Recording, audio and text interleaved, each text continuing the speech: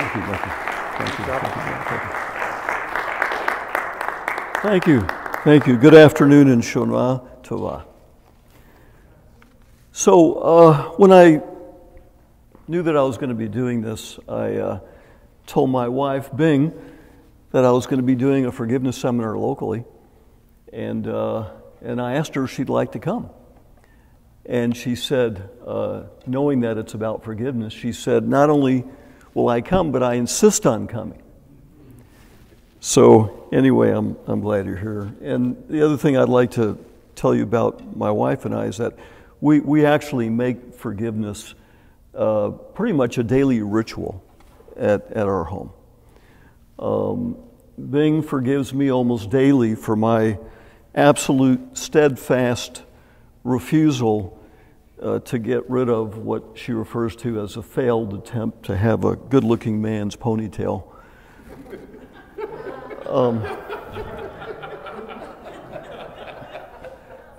And then I forgive her. Since we got married, she's, demanded to take over kitchen duties.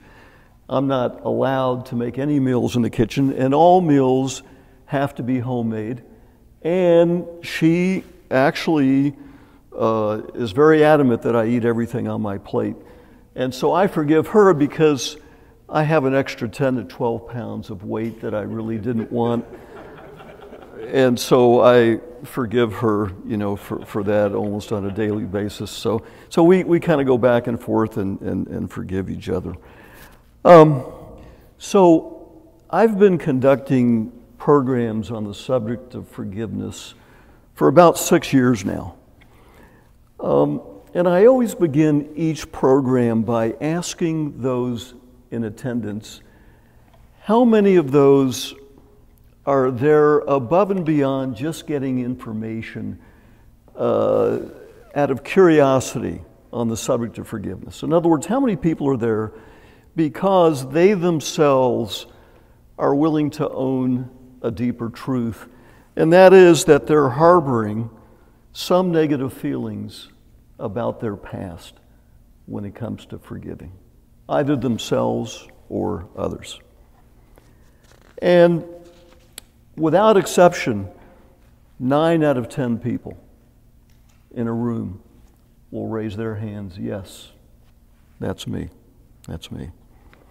So then I ask each person to identify that particular wound which they have been holding on to the longest. And so what we do is we end up going around the room and people share with me and each other how long they've been holding on to those feelings, to those wounds. And I got to tell you that it's very common for me to hear people talking about holding on to the emotional past for 10 years, 20 years, 30 years, 40 years, and longer. So what I have learned over these past 6 years is that a lot of people, a large percentage of the world's population, in every country, in every city, and in every town, wake up every day emotionally attached to the harm and the pain of the past. And that's preventing them from living with unobstructed joy and peace in their lives. They're only free in their movements, but they're fighting a battle within their heart that prevents them from being truly free. It has often been said that the biggest battles fought are not those on the battlefield. They are fought within ourselves. And when you don't forgive, you are living in the past with the weight of yesterday on your shoulders. And it prevents you from being 100% in the present. I know that feeling well because I too lived emotionally in the past for 46 years. I call it living in an emotional cage. And I will share more about that with you in a couple of minutes. The pain isn't always felt, but it's always present. And as long as it is present, we will continue to be prisoners of the past fighting a battle that each one of us deserves to be free from. Words that could be used to describe these feelings and our emotions include betrayal, abandonment, bitterness, resentment, anger, shame, remorse, regret, guilt. And many people fighting this battle will never make the decision to move beyond the past. Forgiving is not a feeling. Forgiving is a decision. And those of us who choose not to let go of the past will end up taking their anger and their bitterness and their resentment to their graves. It can be found buried in the soil of every graveyard in the world. The soil of the earth is drenched with these toxic feelings. And there's no more room in any graveyard for any more soil ground. There's way too much hate and anger alive and thriving in this world. And it must be stopped before we destroy ourselves. On a religious sense, certainly God has an everlasting tear in His eye because He gave us, every human being who ever lived and is alive today, the ability to leave the emotional cage of the past and to be emotionally free now and forever. But as the rabbi said a couple of weeks ago when I was listening with an open ear, God won't do for us what He gave us the ability to do for ourselves. We have to do it ourselves. On occasion, when I conduct one of these workshops, people will come up to me and they will tell me about an event in their lives that happened that crossed the line. And they have determined what happened to me is unforgivable. I've had religious leaders, business owners, retired doctors, and even mental health professionals tell me their stories of the harm that was done to them and why they just can't forgive. A retired psychologist, 87 years old, who taught psychology at a very prestigious university for over 30 years, confided in me that he still feels hate for his deceased father, stemming back from his early childhood days. A religious leader in his community came to my program and was waiting in line to tell me his story of being asked to resign from his church. He called it an act of treason. The anger could be seen in his eyes. The fury was boiling inside of him. Perhaps he was hoping that I would say he had a legitimate reason to not forgive.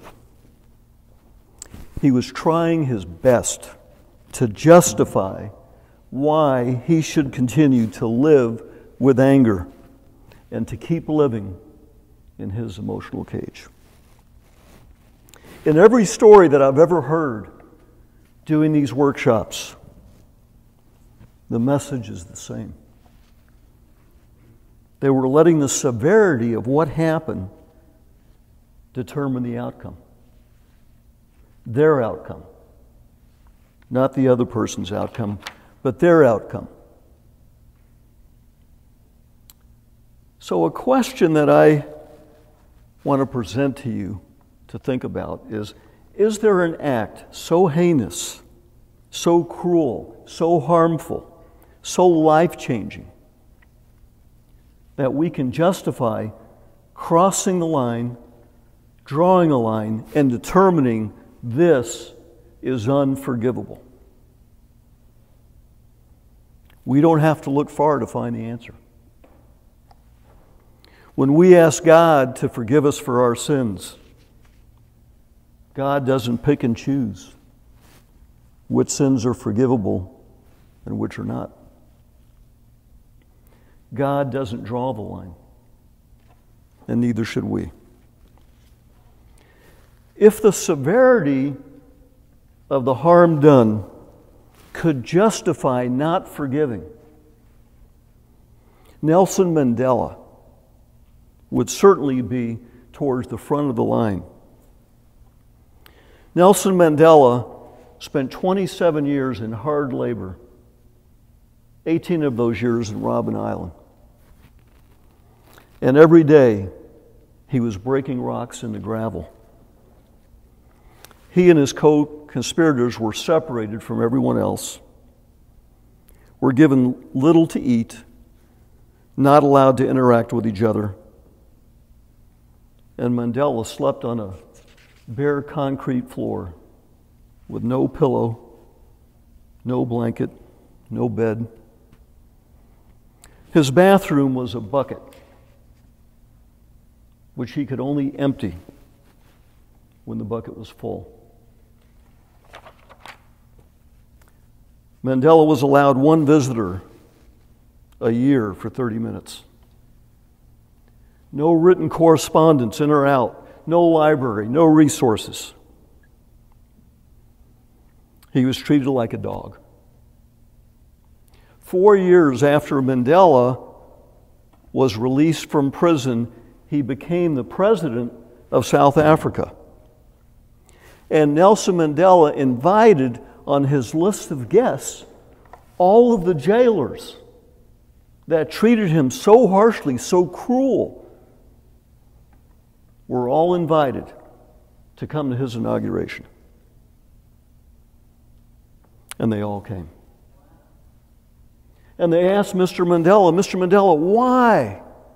Why did you invite all these people that treated you so harshly, so cruel? They barely fed you, and they tortured you. Why did you invite them to your inauguration? And here's what he said. He said, because resentment is like drinking poison, thinking it's going to kill our enemies, but it only hurts us. I'm going to repeat that. Resentment is like drinking poison, thinking it's going to kill our enemies. Mahatma Gandhi, another example, one of the most influential leaders the world has ever known, for his peaceful resistance to oppression and injustice. Gandhi inspired movements for civil rights and freedom across the whole world. But he paid a price for it. He was repeatedly arrested and sent to prison from 1908 to 1942. Always being arrested for not giving in, for standing up for what he believed. And Gandhi often was quoted as saying these words: "No one can emotionally hurt me without my permission." And the same thing applies to each one of you today. No one can harm you emotionally without your permission. It is a choice. Senator John McCain, who recently passed away,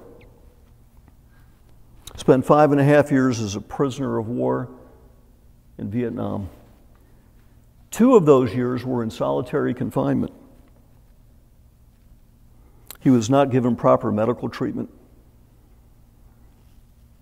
They treated him very harshly. He was repeatedly beaten and tortured.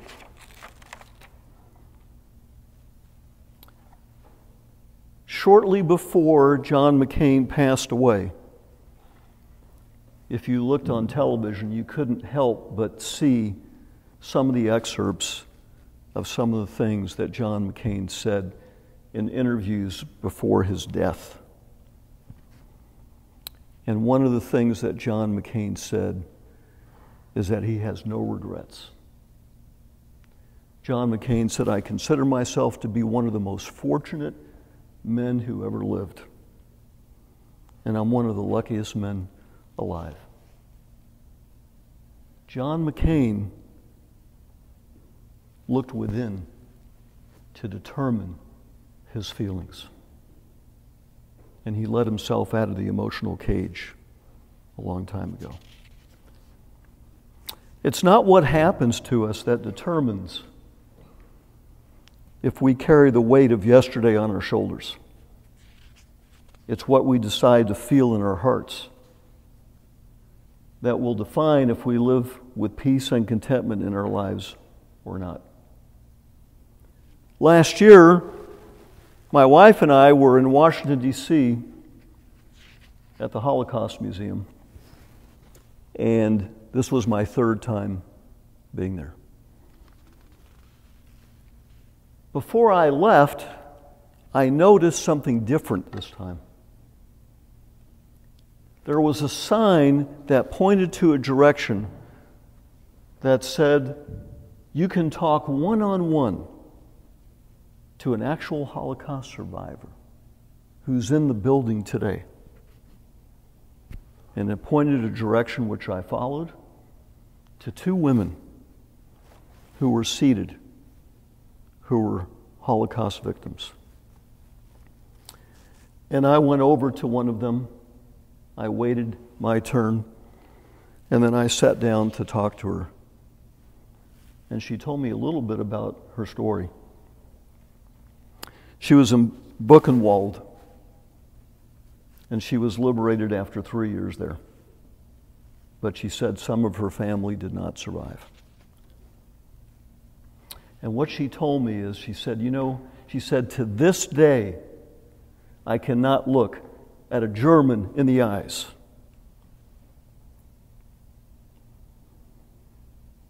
I felt like crying. Although she was liberated over 60 years earlier, she could not liberate herself from the emotional pain of the past and experience what it's like to be emotionally free. And the truth is, no one was more deserving than her to live each day with joy and peace and contentment than she was. Although she was free in her movements and free in her environment and free to have complete happiness and peace in her life, here she was still battling the demons and the ghosts of 60 years ago. The words which echo in our minds when we think of the Holocaust is that we shall never forget, not that we shall never forgive. There are hundreds of thousands, if not millions, of ordinary people living in this world that by listening to their stories, you would think they had every reason in the world not to forgive because of what happened to them. But they forgave anyway.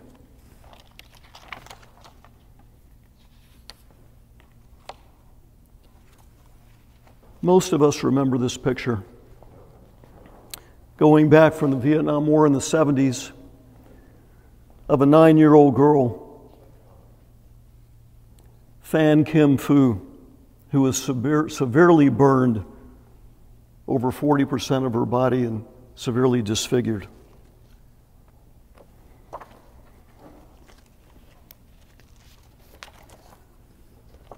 This picture was taken of her when she was 33 years old. And you can see how distorted her back was and her arms.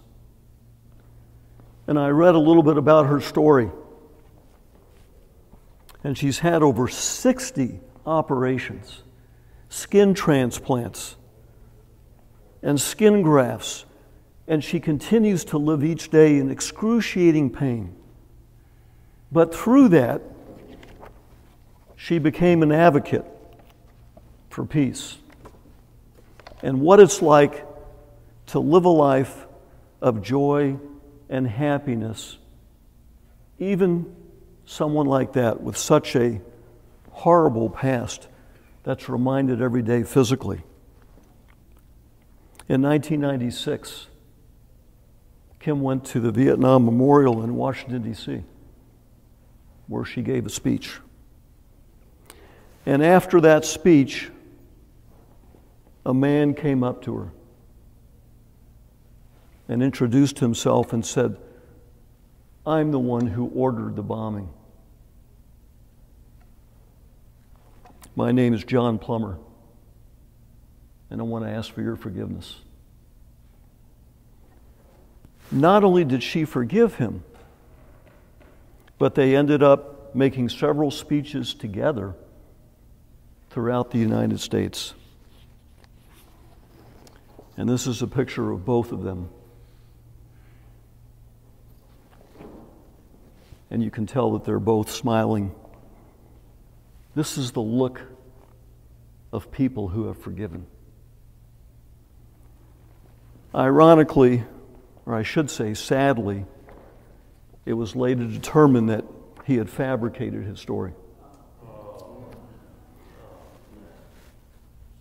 He had felt so much guilt that he felt compelled emotionally to say that to her. But the fact is that she didn't know that. All she knew when he met her that afternoon was that he was the one that ordered the bombing, and she made a decision to forgive him. That's the message.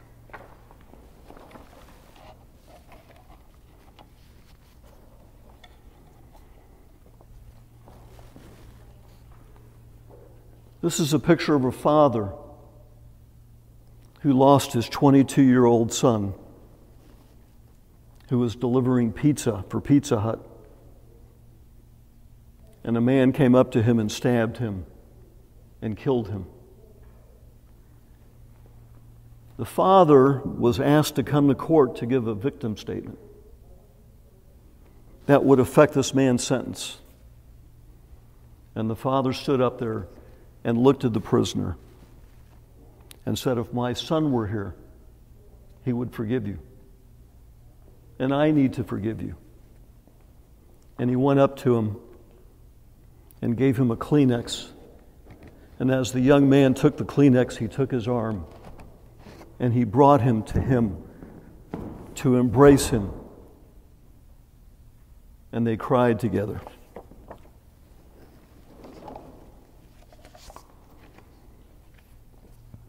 One more example. Detective Stephen Mcdonald, when he was 27 years old, as a detective, he was called to go to Central Park in New York and investigate some bicycle robberies. He saw 3 men who looked suspicious. When he approached the men and began a conversation, he looked down at one of the bicycles and was shot 3 times in the back and became a quadriplegic for the rest of his life. 6 months after he was shot, his daughter was born. And he said at that moment, he said, "You know what?" He said, "I need to be really thankful that God gave me the ability to be a father." Everyone in this room has the power that these people have. It is a gift from God to us to be able to repair ourselves emotionally. But God won't do for us what He gave us the ability to do for ourselves. when we allow the past to prevent us from being emotionally free,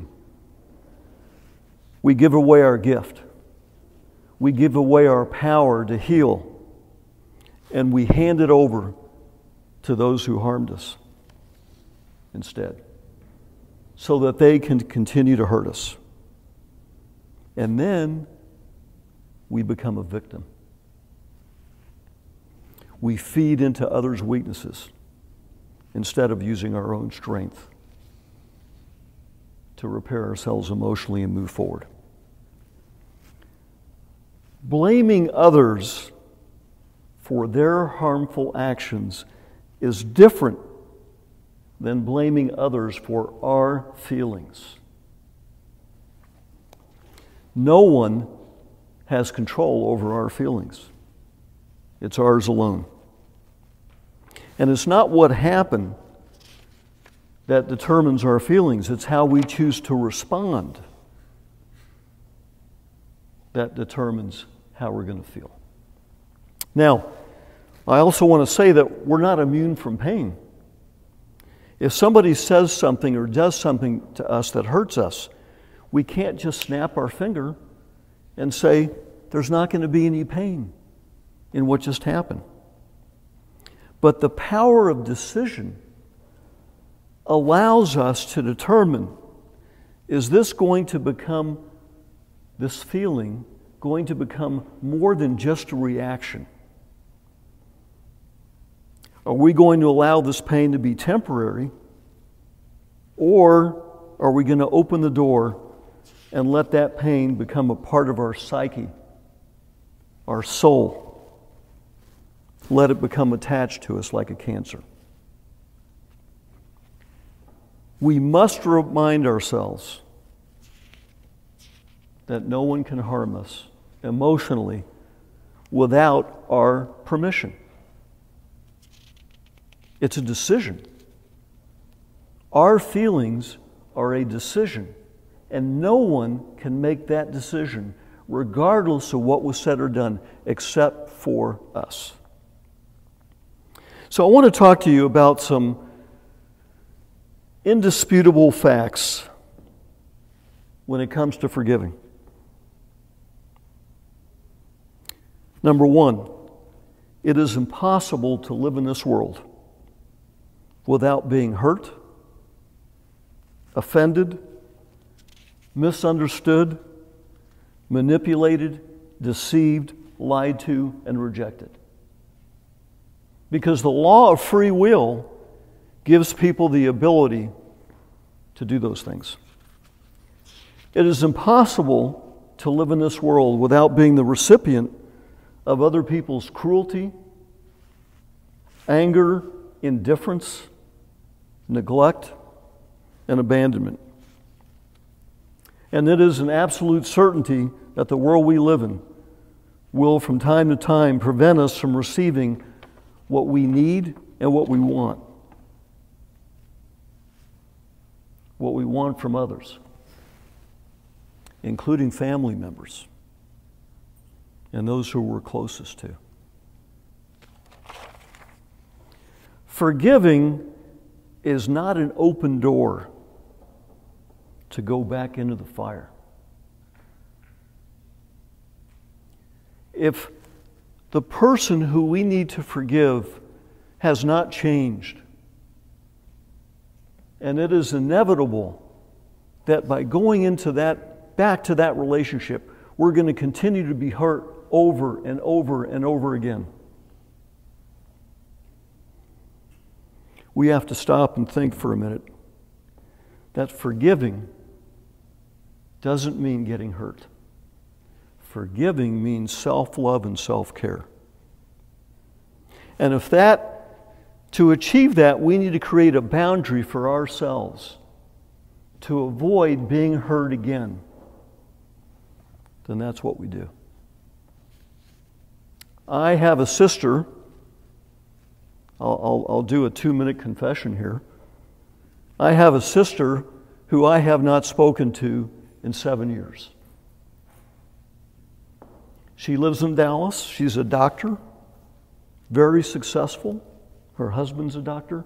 But I haven't spoken to my sister in 7 years by choice. Because my sister made a decision when I was really young that she was going to put me on a different pedestal than she is used to in communication with her other family and friends. And her actions growing up my entire life have been, as a sister, one with indifference and apathy and not caring and not being there for me when I needed her. And so I made a decision to do two things. Number one, I made a decision to forgive my sister. I needed to do that for me. But I also made another decision for me. And that is that I needed to protect my feelings from being hurt again. And that's called self-love and self-care. So there is no law or there is no religion that requires us to forgive and to continue to be hurt over and over and over and over again. Forgiving is not forgetting. It is remembering what happened, but free from the pain of the past. Forgiving is not condoning the actions of others or in any way diminishing what happened. Here's another thing about forgiving. It doesn't require acceptance by anyone. When we forgive someone, they are free to reject our forgiveness. But the act of forgiveness is complete once you have forgiven. There's no going back. It requires no response. It requires no acknowledgement. And here's the math. It takes two to hurt, but just one to forgive. So when you forgive, expect nothing in return. Because you're doing this for you. So that you can get what you need and what you deserve. And that is to be emotionally free. As Jews, it is written that we're supposed to forgive others by direct contact. It's written. It's a written law. If we forgive others by direct contact, the truth is it may open a new chapter in their lives. If they ask for forgiveness, give them what they need. It is an act of kindness. If they did not ask for forgiveness, give them what they need anyway, because you're doing it for yourself. Not forgiving results in two wrongs. And here's another mathematical equation. Two wrongs never equals a right. Two wrongs equals two wrongs. Forgiving should not be an attempt by us to correct someone who insists that they did nothing wrong. And here's a question. Think about this one. Is it better to be right, or is it better to be content with a free heart? Free to accept all of the joy that life can bring us. Forgiving has nothing to do with the validity of their actions. Forgiving is not letting them off the hook or giving them a free pass. Forgiving is giving us a free pass to move forward, past the harm and the pain. And I got to tell you something else. Forgiving others is only part of it. We also have to forgive ourselves for those things that we have said or done that we have regret and remorse over. I have some spiritual judgment that I'm going to share with you about remorse and regret and shame. I know for me why God gave me the ability to feel shame and remorse and regret. It was never intended for any of us to own these feelings for the rest of our lives. God never intended that. God intended for us to own these feelings only long enough to learn from and move forward. We were created, those feelings, in order to survive the human race. Think about this. If we lived in a world not capable of us feeling remorse and guilt and shame, the truth is we would be a lawless society. We could run over someone and kill them, and then go to Mcdonald's and have a Big Mac with a big Diet Coke and never think twice. A world with no conscience for our actions could not survive. But feeling shame and regret and guilt and remorse over the harm that we have caused others, as I mentioned before, was never ever intended to be a lifelong wound in our hearts. I really believe that. But some of us never stop to look within and say, you know what? We have the ability and the power of decision to move forward. When we stop looking outside of ourselves to determine our feelings and we begin looking inside, we will find the answers we are looking for. Accept the possibility when it comes to forgiving others that those who have caused us harm and pain in our lives may be living in their own emotional cage, which is even larger than ours. They may be living a life of larger wounds from their own past than us. We just don't see it. People who live with joy in their lives and with peace and contentment, as a general rule of thumb, there's always exceptions, do not wish to intentionally harm others. People who intentionally harm others, even family members, are often dealing with their own pain by acting out, releasing their vengeance and their fury as a way of medicating themselves and lessening their own pain by giving it to others. And often it's the ones that they are the closest to who didn't deserve it. But it's only a temporary fix for them. It will never be a solution. What we perceive about others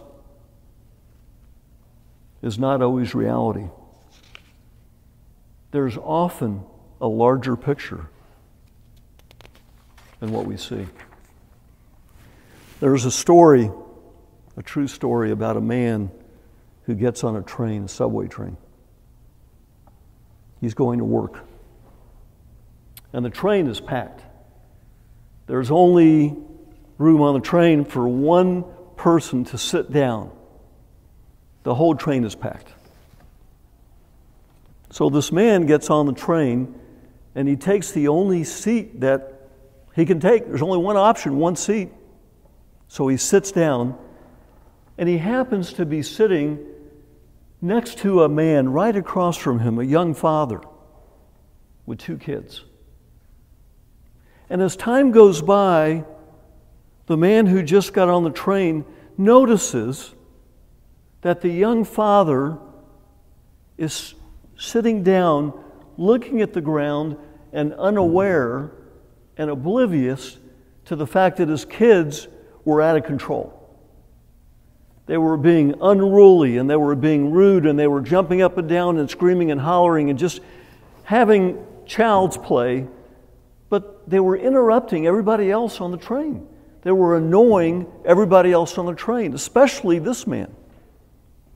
And as time went by, he couldn't believe that this young father didn't seem to care about his children's unruly behavior. And he became more and more upset. And this man noticed through time that his blood pressure started to go higher and higher and higher. He was really getting upset about this. He was thinking to himself, why can't this father control his kids? And the kids are running up and down, and he's looking and he notices that the kids are annoying everybody, not just him. So what he was perceiving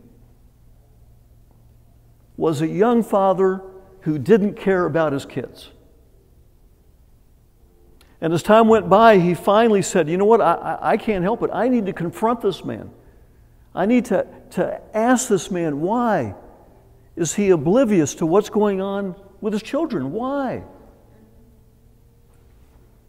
So he confronts the man sitting across from him. He says, sir, he says, excuse me, he says, for 20 minutes I've been on this train and your kids are being obnoxious. They're out of control and you don't seem to care. Why? Why do you not care about your kids? He was angry. And the man, the young father, looked up at him and he started crying. He could see the tears coming down his face. And the young father looked at the man and said, I am so sorry. He said, I just didn't even realize it.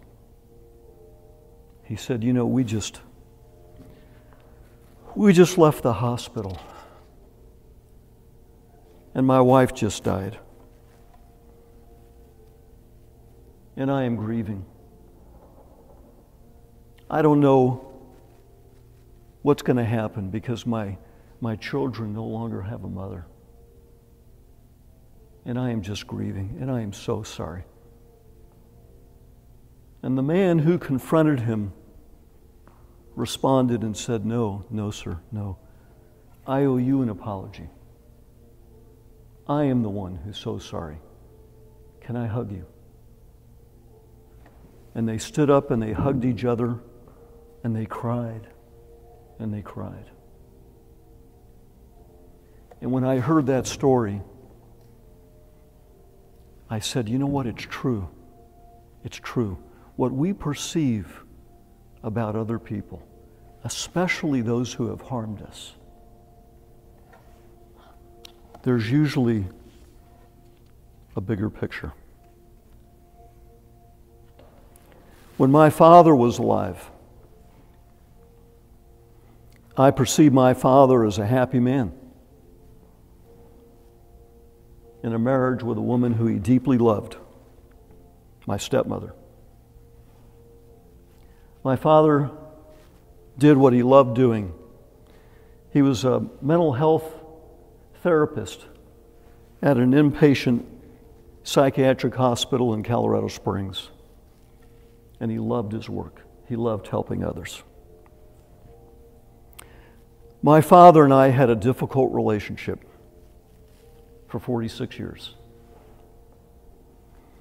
And for 46 years, I lived in my own emotional cage.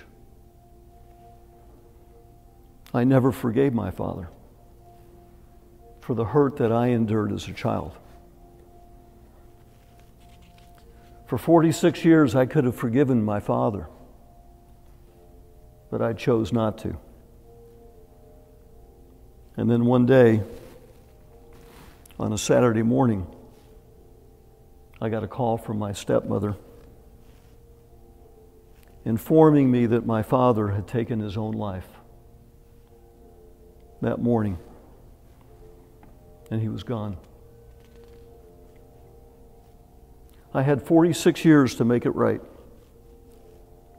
And now there was no more time to say what I needed to say, that I forgave him. I learned some things that day. I learned some life lessons that day that I want to share with you. One of the lessons that I learned that day is that there is no certainty that what can be done today can be done tomorrow. Because tomorrow is a mystery not only to God. Time waits for no one. The other lesson that I learned is that when we judge someone and we base our feelings around that judgment, we don't always know all the facts. People who hurt us don't always share their deep pain. They don't always ask for help.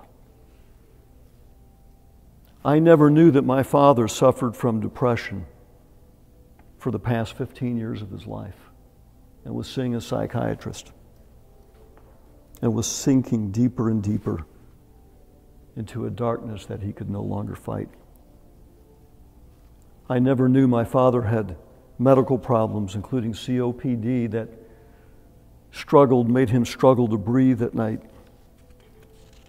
I never knew my father had been diagnosed with stage 1 of Alzheimer's a month before he took his life. My father chose not to share his pain and his battle with me. Had he done so, perhaps I would have forgiven him a long time ago, seeing him in so much pain. I tell my story every time I do a program, not to gain sympathy or pity, but as a reminder to all of us that there is often a bigger picture than what we see. And we should never wait for tomorrow to do what we can do today.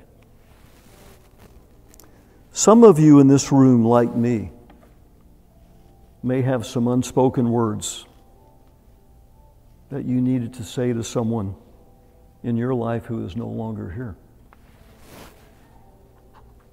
I have a message for you. The message came to me 2 weeks after my father's death. And it's time for me to share with you this message. The message came to me in a synagogue in Prescott. I was sitting in a sanctuary trying to grasp the reality of my father's death. I was deep in grief, not knowing how I would make it through the day. And I opened a prayer book. I just randomly opened it. And when I opened the prayer book, I noticed it was somewhere in the middle of a book of 500 plus pages. And I looked at the page and I read the words.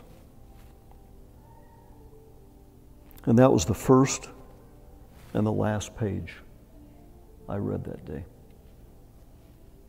because I found what I was looking for. And perhaps by listening to the words of what I read, you may find what you're looking for when it comes to some unspoken words that for some of you, you never got to say. It is a poem by Merritt Mallow, and it's in our Jewish prayer book and can be found in prayer books throughout the world. And here are the words that told me exactly what I need to do. And perhaps it'll speak with you. The name of the poem is When I Die. When I die, give what's left of me away to children and old men who wait to die. And if you need to cry, cry for your brother walking the street beside you. And when you need me, put your arms around me. When you need me, put your arms around anyone and give them what you need to give me. I want to leave you something better than words or sounds. Look for me in the people I've known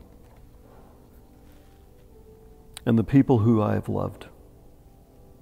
And if you cannot give me away, at least let me live in your eyes and not your mind. You can love me most by letting hands touch hands, and by letting bodies touch bodies, and by letting go of children who need to be free. And always remember, love never dies. Only people do. So when all that's left of me is love, please give me away. When I read that poem, I knew what I needed to do to honor my father and to move forward in my life. Today, as Jews, it is the Day of Atonement. The day as Jews where the book of life for each one of us will be sealed along with our fate for the next year. Today, Yom Kippur, is the day that God will decide the fate for the next year for each one of us. The sun will be going down in a few hours. A few hours after that, the day will be gone. And each one of our books, the book of life for each one of us, will be sealed for the next year. But there's still a few hours left. There's still a chance to have one more conversation with God. And God is waiting. And if you decide to have just one more conversation before tomorrow begins, if you decide to talk to God one more time, acknowledge your deepest truth. Acknowledge whatever wounds you have from the past. And have an honest conversation with God from the deepest depths of your heart. And while you're at it, you may consider asking God if He wants you to be emotionally free from the past. Here's what God may say. God may say to you, I want more than anything for you to be free from the past and to live the rest of your life with joy and with peace in your heart. But I can't do it for you. I gave you the power to be emotionally free when you were old enough to have wisdom and to make wise decisions. But you never used the power I gave you. You have to do it yourself. Forgiving is a decision. And it is our God-given right to have peace of mind in this world. It is our God-given right to be emotionally free from the past. I also believe that God stands firmly in His decision that He will not do for us what He gave us the ability to do for ourselves. When it comes to self-love and living with a joyful heart, remind yourself that God gave each one of you a huge gift when He created you. God gave each one of you the ability to repair yourself emotionally. Use the tools you have. Don't let them waste away. You could start by making a decision. And the decision is that if you should, you must. Once you forgive, a transformation will take place, and you will become a teacher rather than a victim. You will teach others by example once you have forgiven how to live a life emotionally free from the past. You will be an example for everyone you meet and everyone you talk to. This will be a lasting contribution to the world. This will be part of your legacy. And you will make God very, very happy. I leave you with these words. It is not the past that defines who you are. It's what you do about it going forward. Thank you for being here. Thank you. Thank you. Thank you. Thank you. Thank you. Thank you. Thank you all. Thank you all for coming. Thank you so much. And have a great rest of the afternoon.